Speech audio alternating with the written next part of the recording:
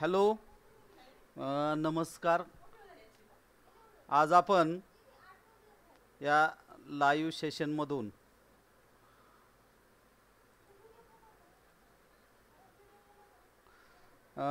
रचना विद्यालय आणि सनब्राईट स्कूल यांच्या संयुक्त विद्यमाने 10वीच्या मराठी सेमी माध्यमासाठी गणित व विज्ञान या दोन विषयांच्या ऑनलाईन मार्गदर्शन वर्गामध्ये आपलं सहर्षाचं स्वागत. आता याच्यामध्ये तुम्ही जे ऐकताय त्यासाठी काही सूचना मार्गदर्शन वर्गाचे नियम पाळणे आवश्यक आहेत. शक्यतो हेडफोन लावून मार्गदर्शन ऐकावे. मार्गदर्शन चालू असताना आपल्याजवळ पुस्तक वही पेन असणं आवश्यक आहे. महत्त्वाची शब्द सूत्र लिहून काढावीत व त्याचे टिपण तयार करायचे. हे मार्गदर्शन आपल्यासाठी पूर्णपणे मोफत असणार आहे आणि यूट्यूब चॅनलवर लाईव्ह असणार आणि आपल्या वेळेनुसार सुद्धा ते आपण पाहू शकता. पुन्हा एकदा सर्वांचं सहर्षाचं स्वागत करून या ठिकाणी लाईव्ह सेशनला सुरुवात करतोय. याच्यामध्ये जे विद्यार्थी जॉईन झालेले त्याच्यामध्ये गणित भाग 2 समरूपता हे जे सिमिलॅरिटी प्रकरण आहे त्या प्रकरणाचा काल आपण काही भाग पाहिलेला होता आणि त्यामधली जी सूत्र आहेत त्या सूत्रांना काल आपण पाहिला होता. मी रोहिदास एकाड उपशिक्षक रचना विद्यालय होळकरवाडी तालुका हवेली जिल्हा पुणे.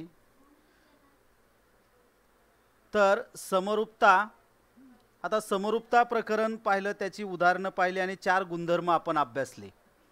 त्यातला पहिला गुणधर्म पाहिला होता की जेव्हा 2 वेगवेगळ्या प्रकारचे त्रिकोण आपण घेतले तर त्या त्रिकोणांमध्ये जर त्यांचा पाया आणि उंची जर भिन्न असेल तर त्या 2 त्रिकोणांच्या क्षेत्रफळांचं गुणोत्तर हे त्यांच्या संगत पाया आणि संगत उंची यांच्या गुणाकाराच्या गुणोत्तरा एवढे असते, हे आपण पाहिलेलं आहे. त्यानंतर दुसरा जो गुणधर्म आहे तो दुसरा गुणधर्म पाहिलेला होता की 2 त्रिकोणांची उंची जर समान असेल तर त्या त्रिकोणांची क्षेत्रफळे त्यांच्या संगत पायांच्या प्रमाणात असतात. हा दुसरा गुणधर्म आपण पाहिलेला होता. तिसरा गुणधर्म उंची समान असता पाया समान जर असेल तर त्या त्रिकोणांची क्षेत्रफळांचं गुणोत्तर त्यांच्या संगत उंचीच्या प्रमाणात असते. आणि त्याच्यातला चौथा गुणधर्म जर पाया पण समान असेल आणि उंची पण समान असेल तर त्या 2 त्रिकोणांचे क्षेत्रफळ समान असतात. या 4ही गुणधर्मांचा वापर आपल्याला प्रमाणाचे मूलभूत प्रमेय सोडवताना करायचा आहे. आता प्रमाणाचे मूलभूत प्रमेय म्हणजेच बेसिक प्रोपोर्शनॅलिटी थेरम, त्यालाच बीपीटी थेरम सुद्धा म्हटलं जातं. याचं प्रमेय जे आहे की त्रिकोणाच्या एका बाजूला समांतर असणारी रेषा त्याच्या उरलेल्या बाजूंना भिन्न बिंदूत छेदत असेल तर ती रेषा त्या बाजूंना एकाच प्रमाणात विभागते. मित्रांनो, ज्यावेळेस प्रमेयाचं विधान, त्या विधानाचे 2 टप्पे करावे लागतात. पहिला टप्पा जो आहे तो पूर्वार्ध आणि दुसरा टप्पा असतो तो उत्तरार्ध. आता याच्यातला पूर्वार्ध कोणता आणि उत्तरार्ध कोणता, तर त्रिकोणाच्या एका बाजूला यातला प्रत्येक शब्द, प्रत्येक वाक्य फार महत्त्वाचं असतं आणि त्या प्रत्येक वाक्याला आणि शब्दाला अर्थ अगोदर मनात लावायचा. कधी पण भूमितीची प्रमेय सोडवताना किंवा उदाहरणं सोडवताना लेखी 4 टप्प्यामध्ये विचार करायचा. उदाहरण 2दा 3दा व्यवस्थित वाचायचे, मनातल्या मनात त्याचा अर्थ लावायचा, त्याची गणिती मांडणी करायची आणि टप्प्याटप्प्याने पायऱ्यापायऱ्याने ते सोडवायचं. आता त्रिकोणाच्या एका बाजूला समांतर असणारी रेषा म्हणजे एक त्रिकोण आहे. त्रिकोणाला 3 बाजू असतात. एका बाजूला समांतर असणारी रेषा आपोआपच एकतर ते 2 बाजूला समांतर असणारे, दुसऱ्या 2 बाजूला छेदणारे हे आता आपण पाहतोय आणि ती रेषा त्या बाजूंना एकाच प्रमाणात विभागते. हा भाग पाहू आता. याच्यावरचं प्रमेयाचं जे विधान आहे ते विधान इथं वरती लिहिलं. आता आकृती काढायची. त्रिकोणाच्या म्हणजे एक त्रिकोण आहे, त्या त्रिकोणाला नाव देऊ ए बी सी. आता ही जी समांतर रेषा काढलेली, आता इथं एक जर पुढचा शब्द नसता वापरला त्याच्या उरलेल्या बाजूंना भिन्न बिंदू छेदत असेल, जर या ठिकाणी उरलेल्या दोन बाजू जर शब्द नसता वापरला तर इथं ही समांतर रेषा आहे. आणि नंतर आपल्याला असाही विचार होऊ शकतो की ह्या बाजूला अशी पण काढता येऊ शकेल का समांतर रेषा, पण इथं आपल्याला उरलेल्या दोन बाजूंना भिन्न बिंदू छेदत असेल म्हणजे या ठिकाणी आता तो विचार आपल्याला करायचा नाही. मग आता उरलेल्या दोन बाजू आहेत ए बी आणि ए सी. त्या ए बी आणि ए सीला त्या रेषेला नाव देऊ आपण एल. ती एल रेषा ए बीला पी बिंदूत आणि ए सीला क्यू बिंदूत छेदते. म्हणजेच पक्ष आकृतीत जे काही लिहिलेलं काढलेले आहे आकृती काढताना तो सर्वच्या सर्व भाग आपण पक्षामध्ये नोंदवणं आवश्यक आहे.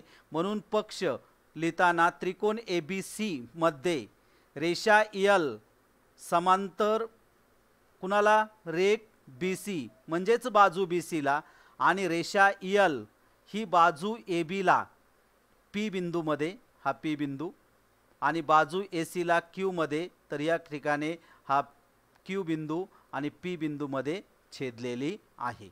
आता साध्य काय तर ती रेषा म्हणजे कोणती रेषा, एल रेषा त्या बाजूंना काय करते, एकाच प्रमाणात विभागते. आता विभागल्यानंतर जे दोन भाग झालेत, एक झाला ए पी आणि दुसरा झाला पी बी. म्हणजे हा ए पी भाग आणि पी बी भाग यांचं गुणोत्तर लिहायचं. आणि दुसरा जो ए सी वरचा जो भाग आहे तो आहे ए क्यू आणि क्यू सी, ते आपल्याला साध्यात लिहायचं आहे. साध्य ए पी छेद पी बी बरोबर ए क्यू छेद क्यू सी. आता हे करत असताना रचना पुढं सिद्धता करत असताना रचना करणं आवश्यक आहे. तर रचना काय करायची इथं, तर रचना पी हा सी बिंदूला जोडायचा, क्यू हा बी बिंदूला जोडायचा. ते जोडल्यामुळं इथं त्रिकोण आता वाढले ह्या आकृतीमध्ये. पहिला हा त्रिकोण आपल्याला ए पी क्यू, आणि नंतर जे ह्या पी आणि सी बिंदू जोडल्यामुळं आणि क्यू आणि बी बिंदू जोडल्यामुळं आता परत नवीन दोन त्रिकोण तयार झालेले आहेत. एक झालेला पी क्यू बी आणि दुसरा झालेला आहे पी क्यू सी. मग हा ए पी क्यू आणि पी क्यू बी हे जर त्रिकोण घेतले तर इथं बी पी क्यू हा विशाल कोन त्रिकोण होणार आहे आणि ए पी क्यू हा लघुकोन आहे. आता आपण ह्याच्या आधी पाहिलं होतं की लघुकोन त्रिकोण आणि विशाल कोन त्रिकोण यांची जी उंची काढायची म्हटलं तर ती उंची कशी काढायची, तर हे रेघ पी सी आणि ते जोडलं आणि आता हे त्रिकोण आपण विचारात घेतले. तर एक आहे विशाल कोन त्रिकोण आणि दुसरा आहे लघुकोन त्रिकोण. आता याची जी उंची आहे क्यू, या ठिकाणी उंची काढली. ही उंची ह्या पी क्यू बी आणि ए पी क्यू ह्या दोन्ही त्रिकोणाची उंची आहे, ती उंची आपण काढली. म्हणजे हे दोन जे त्रिकोण आहेत ए पी क्यू आणि पी बी क्यू हे समान उंचीचे त्रिकोण आहेत. मग समान उंचीच्या त्रिकोणांची क्षेत्रफळांचं गुणोत्तर हे त्यांच्या संगत बाजूंच्या गुणोत्तराच्या प्रमाणात असते. मग आता संगत बाजू कोणत्या आल्या, ते पाया संगत आहे ए पी आणि दुसरा आहे पी बी. म्हणून area of triangle A P Q upon area of triangle P Q B is equal to A P upon P B. हे गुणोत्तर आपल्याला मिळालं त्यांचं की कोणते दोन त्रिकोण घेतले होते, ए पी क्यू आणि दुसरा पी बी क्यू. म्हणजेच area of triangle A P Q and area of triangle P Q B त्यांचा रेशो घेतलेला आहे is equal to A P upon P B. म्हणजे समान उंचीचे त्रिकोण आहेत, मग त्यांची क्षेत्रफळे पायांच्या प्रमाणात असतात. आता दुसरा त्रिकोण ए पी क्यू आणि हा पी क्यू सी, त्यांच्याबाबतही हाच नियम आपल्याला वापरायचा आहे. त्याची उंची लंब काढली, त्यांची उंचीसुद्धा समान आहे.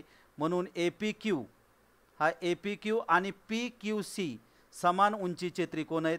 मग area of triangle A P Q upon area of triangle P Q C, हा पाया ए क्यू आणि Q C, A Q upon Q C, हे सुद्धा क्षेत्रफळे पायाच्या प्रमाणात आहेत, उंची समान आहे.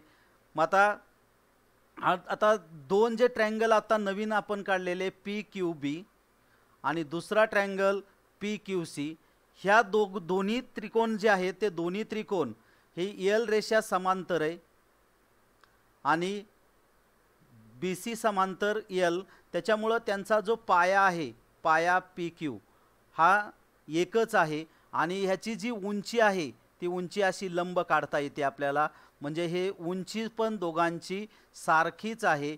म्हणजे हे दोन त्रिकोण पी क्यू बी आणि पी क्यू सी हे समान पाया आणि समान उंची, कारण ते समांतर रेषेमध्ये बद्ध आहेत म्हणून समान पाया आणि समान उंचीचे त्रिकोण आहेत, म्हणून ह्या दोन त्रिकोणांची क्षेत्रफळे समान आहेत. हेच आपल्याला नोंदवायचे. पी क्यू बी आणि पी क्यू सी हे पी क्यू पाया समान आहे म्हणजेच रेघ पी क्यू समांतर रेघ बी सी, आणि म्हणून पी क्यू बी आणि पी क्यू सी समान उंचीचे त्रिकोण आहेत म्हणून त्यांची क्षेत्रफळे पाया पण समान आहे, उंची पण समान आहे, म्हणून त्यांची क्षेत्रफळे काय असणार आहेत, समान असणार आहेत. म्हणून पी क्यू बी बरोबर area of triangle P Q B, या ठिकाणी आपल्याला त्याचा एरिया इथं ए म्हणजे for area of triangle P Q B is equal to area of triangle P Q C हे आपल्याला इथं लिहिता आलं. आता विधान 1 हे विधान, विधान 2 हे विधान आणि विधान नंबर 3 ह्याच्याकडं थोडंसं जरा आपण बारकाईने जर लक्ष दिलं पाहिलं तर नीट व्यवस्थित निरीक्षण करा. ह्या पहिल्या समीकरणामध्ये area of triangle A P Q छेद area of triangle P Q B, दुसऱ्या विधानाकडे या area of triangle A P Q area of triangle P Q C, म्हणजे ह्याचा अंश सारखाच दिसतो, इथं सुद्धा अंश सारखाच आहे. आता छेद ह्याचा पी क्यू बी आहे आणि ह्याचा छेद पी क्यू सी, पण तिसऱ्या समीकरण म्हणजे समीकरण 3 मध्ये काय सांगितलंय की area of triangle P Q B बरोबर area of triangle P Q C, म्हणजे त्यांचे दोघांचे छेदसुद्धा सारखेच आहेत, म्हणजे अंशसुद्धा सारखे आले, छेदसुद्धा सारखे आले. म्हणजेच आपण काय म्हणू शकतो, ह्या विधान 1 समीकरण 1 आणि समीकरण 2च्या डाव्या बाजू समान आल्या. ते आपण मांडू की area of triangle A P Q छेद area of triangle P Q B आणि area of triangle A P Q आणि area of triangle P Q C हे दोन्ही समान छेद समान आले, कारण ह्याचा छेद आणि ह्याच्या तिसऱ्या समीकरणामध्ये आपण सांगतोय की दोन्ही समान आहेत म्हणून त्यांची गुणोत्तरसुद्धा समान आहेत. म्हणून विधान 1, 2 आणि 3 वरून आपल्याला हे विधान मांडता आलं. त्यानंतर 1, 2, 3 वरून, आणि आता जर डाव्या बाजू जर समान असतील तर उजव्या बाजूसुद्धा समान असतात, म्हणून ए पी छेद पी बी बरोबर ए क्यू छेद क्यू सी, आणि हे 1 आणि 2 वरून हे आपल्याला सिद्ध करता आलं. यालाच आपण प्रमाणाच्या मूलभूत प्रमेय म्हणतो. प्रमाणाचे म्हणजे त्रिकोणाच्या एका बाजूला समांतर असणारी रेषा त्याच्या उरलेल्या 2 बाजूंना भिन्न बिंदू छेदत असेल तर ती रेषा त्या बाजूंना प्रमाणात विभागते. मित्रांनो, या प्रमेयामध्ये आकृती, पक्ष, साध्य एवढं जर आपण लिहिलं तर 1.5 मार्क आपल्याला मिळतोय. त्यानंतर त्याचे जे 3 टप्पे केले आपण 3 विधानांचे, ते तीनही विधानं एकदम सोपी आहेत आणि ती आपण थोडीशी लक्ष दिलं की ती आपल्याला सहजपणे सोडवता येतील. 1, 2, 3 वरून डाव्या बाजू समान आहेत म्हणून उजव्या बाजू समान आहेत, बस एवढंच आपल्याला या प्रमेयामध्ये नमूद करायचं आहे. आता ह्याच्यानंतर आपण हे सर्वांना समजलेलं असेल. आपण जर याच्यामध्ये काही आपल्याला वाटत असेल तर हे कुठं जर अडचण वाटत असेल तर आपल्या कमेंट्समध्ये आपण नोंदवू शकता आणि त्या कमेंट्समधून आपल्याला मार्गदर्शन करता येईल. मी 2 मिनटं वाटल्यास सांगतो. तुम्ही तुमचं नाव, तुमच्या शाळेचं नाव त्याच्यामध्ये लिहा कमेंट्समध्ये, म्हणजे त्याची माहिती आम्हाला उपयोगी पडणार आहे. तर तुम्ही ह्या चॅनलला आता जे लाईव्ह सेशन चालू आहे या चॅनलला तुम्ही अजून सबस्क्राईब केलेलं नसेल तर मित्रांनो त्या चॅनलला तुम्ही सर्वांनी पहिल्यांदा सबस्क्राईब करा आणि सबस्क्राईब केलेलं आहे असं आपल्या कमेंट्समध्ये चॅटमध्ये नोंदवायचं आहे.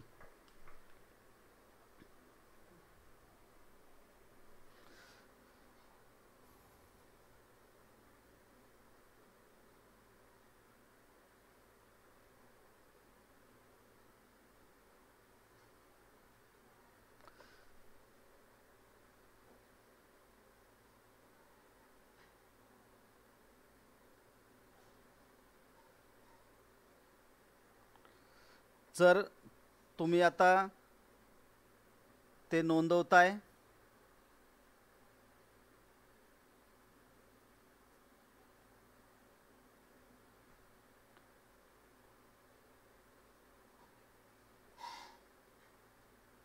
बाकीचं चार्ट कुणी करू नये, फक्त तुम्हाला जेवढ्या सांगितलेल्या आहेत तेवढ्याच गोष्टी हे करायच्या आहेत.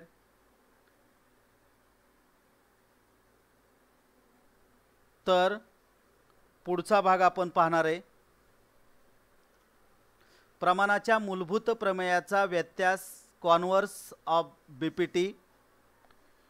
तर त्याच्यामध्ये प्रमेय आहे, एखादी रेषा जर त्रिकोणाच्या दोन भुजांना भिन्न बिंदूत छेदून एकाच प्रमाणात विभागात असेल तर ती रेषा उरलेल्या बाजूंना समांतर असते. तर एखादी रेषा जर त्रिकोणाच्या दोन बाजूंना भिन्न बिंदूत छेदून एकाच प्रमाणात विभागात असेल तर ती रेषा उरलेल्या बाजूंना समांतर असते. तर हा त्रिकोण APC आणि यल रेषा ह्या ठिकाणी PQ बिंदूला छेदून गेलेले आहे. ती फक्त छेदलेली आहे, समांतर आहे किंवा नाही आत्ताच आपण सांगू शकत नाही, म्हणून त्याची सिद्धता अप्रत्यक्ष पद्धतीने देता येते. जर रेषा ही त्रिकोण ABCच्या बाजू AB आणि बाजू AC ला अनुक्रमे P आणि Q बिंदूत छेदते तर PB बरोबर AQ छेद QC, तर ती रेषा L समांतर रेख BC असते. म्हणजे प्रमेयाची अप्रत्यक्ष पद्धतीने ह्या व्यत्यासाची सिद्धता आपल्याला देता येते. आणि ह्याचा उपयोग की आपल्याला जर ह्या ठिकाणी जर प्रमाणात विभागत असतील तर ती रेषा त्या तिसऱ्या बाजूला समांतर असते. ह्या उदाहरणं सोडवताना याचा आपल्याला उपयोग करायचा आहे.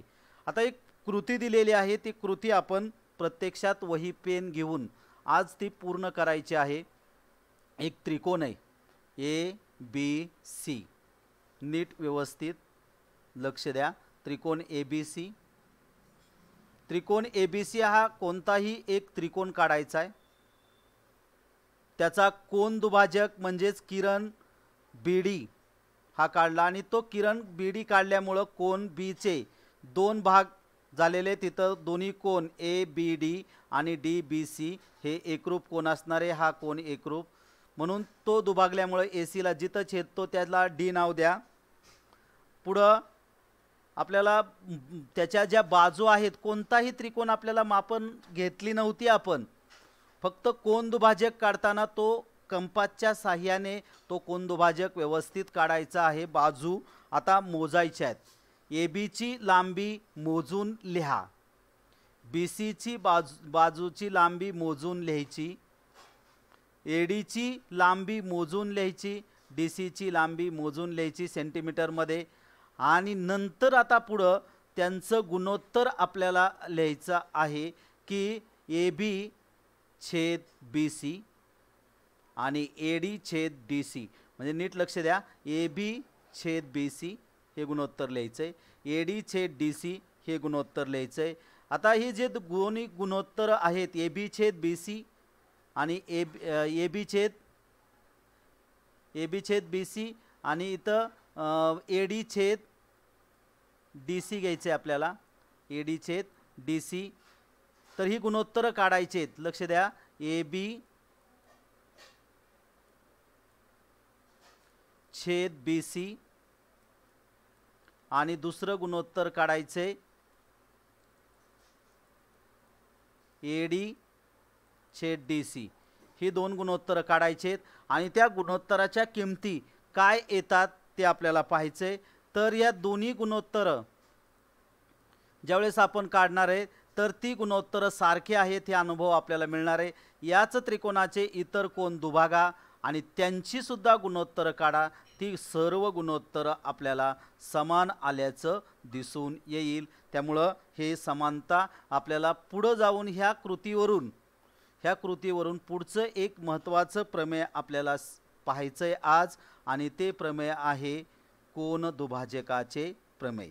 तर ते प्रमेय आपण पाहणार आहे की जाणून घेऊया की त्रिकोणाच्या कोन दुभाजकाचे प्रमेय, theorem of an angle bisector of a triangle. तर आता पाहूया त्रिकोणाच्या कोनाचा दुभाजक त्या कोनासमोरील बाजूला उरलेल्या बाजूंच्या लांबीच्या गुणोत्तरात विभागतो।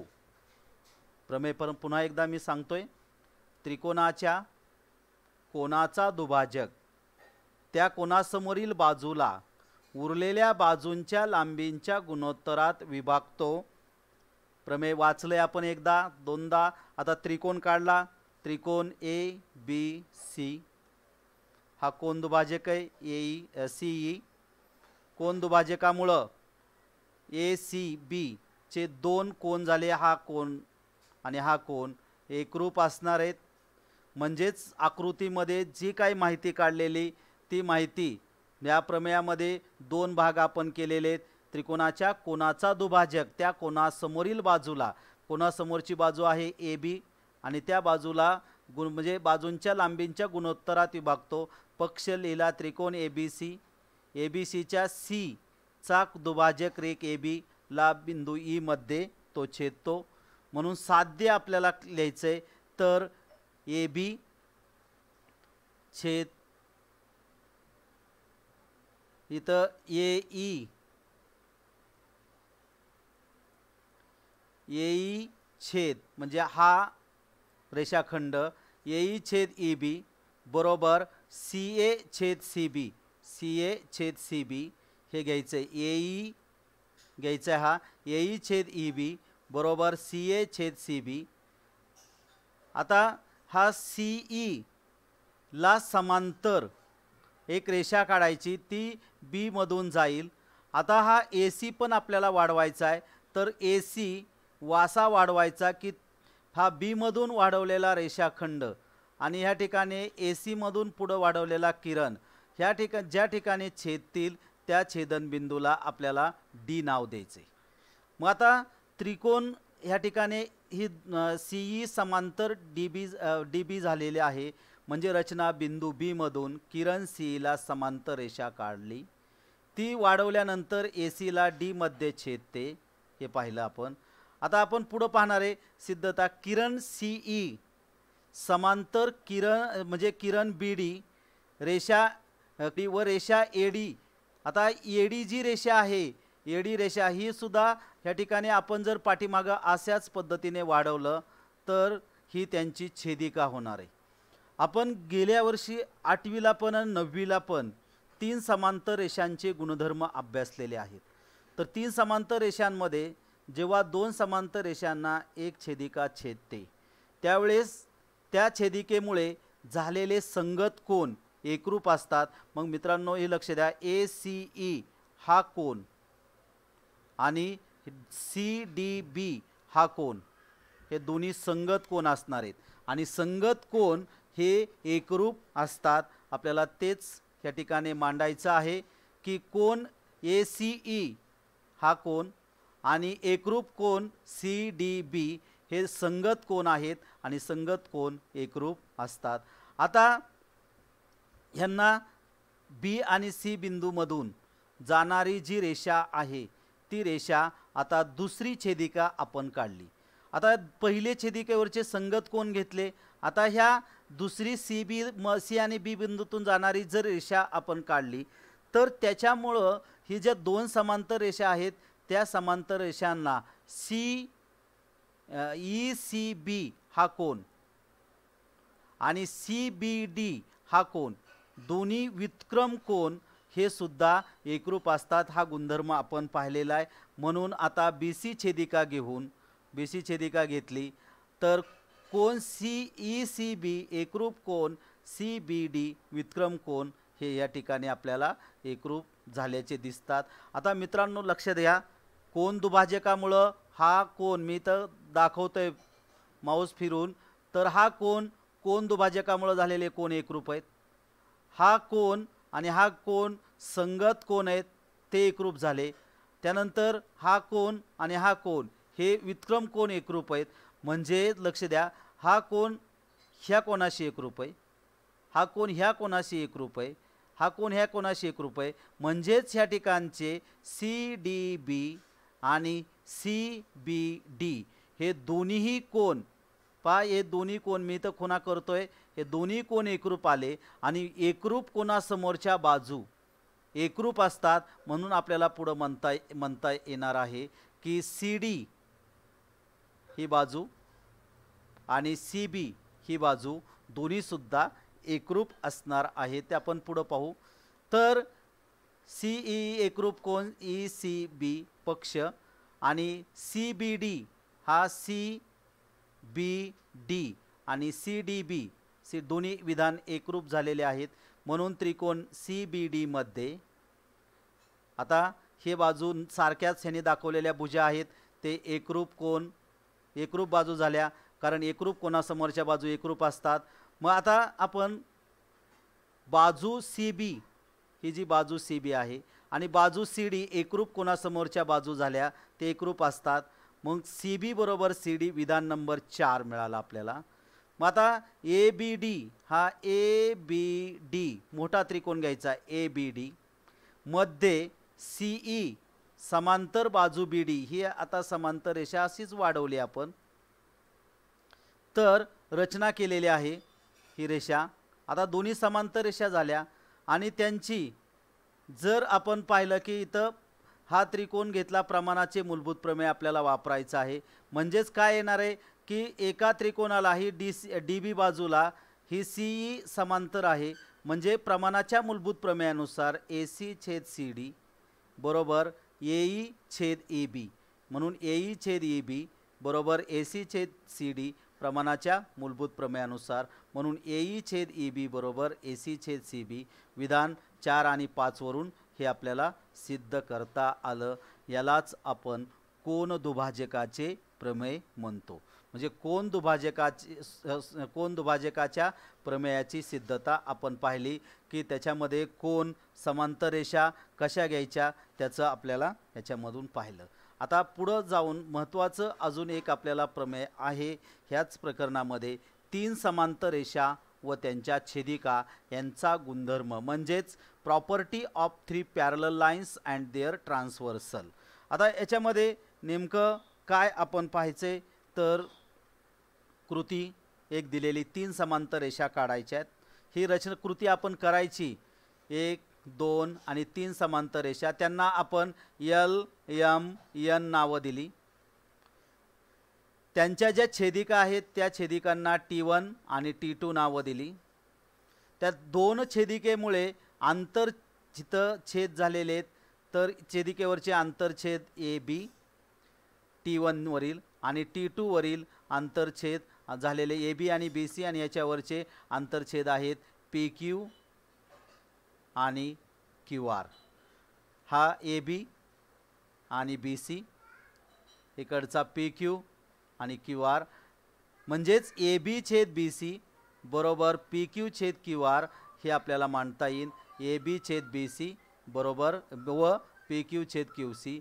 आता ह्यांच्या किमती मोजून काढायला लिहायच्या आणि त्या ठिकाणी गुणोत्तर दोघांची सारखीच येतात का ते आपल्याला अभ्यासायचं आहे. म्हणजे ही गुणोत्तरे काढा आणि ती जवळपास सारखीच येतात. एक अनुभव आहे तो अनुभव आपण घ्यायचा आहे आणि गणितामधले अनुभव घेतल्यानंतर आपल्याला त्या ठिकाणी प्रमेय सोडवायचं आहे. ते प्रमेय फार महत्त्वाचं आहे. परीक्षेला विचारलं जातं 3 समांतर रेषांनी एका छेदिकेवर केलेल्या आंतरछेदांचे गुणोत्तर त्या रेषांनी दुसऱ्या कोणत्याही छेदिकेवर केलेल्या आंतरछेदाच्या गुणोत्तरा एवढे असते. तर आता ही एक रेषा यल दुसरी रेषा एम आणि तिसरी रेषा एन आणि त्यांची पक्षामध्ये लिहायची रेषा यल समांतर रेषा एम समांतर रेषा एन. त्यांची T1 छेदिका काढली T2 छेदिका काढली. त्या छेदिकेवरचे जे आंतरछेद अनुक्रमे ए बी सी नावं दिली. T2 वर पी क्यू आर नावं दिली आणि साध्य काय तर ए बी छेद बी सी बरोबर पी क्यू छेद क्यू आर. ह्या ठिकाणी ए बी छेद बी सी व ह्या ठिकाणी पी क्यू छेद क्यू आर तर सारखीच येतात. हे आपल्याला साध्यामध्ये करायचं आहे. तर हे साध्य करत असताना आपण पी सी डी बिंदूमध्ये हे केलेलं दाखवते. म्हणून रेघ पी सी काढला, तो रेषा एमला म्हणजे ही जी रेषा एम आहे त्याला डी बिंदूत तो छेदतो. हा थोडासा इथं बदल करायचा आहे, पी क्यू छेद क्यू आर. आणि ए सी पीमध्ये बी डी समांतर ए पी. आता बी डी कुणाला समांतर आला? A P. आता इथं हा त्रिकोण ए सी पी आणि बी डी समांतर आला. प्रमाणाचं मूलभूत प्रमेय आपल्याला वापरायचे. त्यावेळेस काय वापरता येईल आपल्याला की ए बी छेद बी सी बरोबर पी डी छेद डी सी, किंवा असं जरी लिहिलं तरी चालतं, सी बी छेद बी ए बरोबर सी डी छेद डी पी. हेच आपण पाहतोय की A B C T1 T2 P Q R M L D म्हणून ए बी छेद बी सी बरोबर पी डी छेद डी सी. सी पी आरमध्ये डी क्यू समांतर सी आर, हा डी क्यू समांतर कुणाला? सी आरला. म्हणून इथं आपण म्हणू पी डी छेद डी सी बरोबर पी क्यू छेद क्यू आर. प्रमाणाच्या मूलभूत प्रमेयानुसार ए बी छेद बी सी बरोबर पी डी छेद क्यू आर. पी डी आणि छेद या ठिकाणी क्यू आर. इथं पी डी इथं पी क्यू आपल्याला पाहिजेत, पी क्यू छेद क्यू आर हे आपल्याला लिहिता येणार आहे. कारण ह्या दोन विधानांची, विधान 1 आणि विधान 2 ची तुलना केल्यानंतर आपण म्हणू शकणार आहे की पी डी छेद डी सी बरोबर पी क्यू. म्हणजे पहिलं दुसऱ्याशी, दुसरं तिसऱ्याशी, त्यावेळेस तिसरा पहिल्याशी संक्रमकता जो गुणधर्म आहे त्याच्यावरून आपण मांडू शकतो. म्हणून ए बी छेद बी सी बरोबर पी क्यू छेद क्यू आर हे विधान आपण केलं. ह्याची सिद्धता अशा प्रकारे आपल्याला देता येणार आहे. तर मित्रांनो, ह्या ठिकाणी आता तुमच्या चार्टमध्ये तुम्ही काय जे नोंदवलेलं आहे ते नोंदवलेला भाग आपण पाहूया की तुम्ही काय काय त्याच्यामध्ये मांडणी केलेली आहे. आणि आपल्याला हा जो लाईव्ह सेशन आहे तो लाईव्ह सेशन कसा वाटला ते तुम्ही लिहू शकता. तर आता काय नावं लिहिलेले आहेत. सुरुवातीला काहींनी चार्ट केले आहेत. तर त्रिकोणाच्या सराव संच 1 पॉईंट त्रिकोणाच्या क्षेत्रफळांचे गुणोत्तर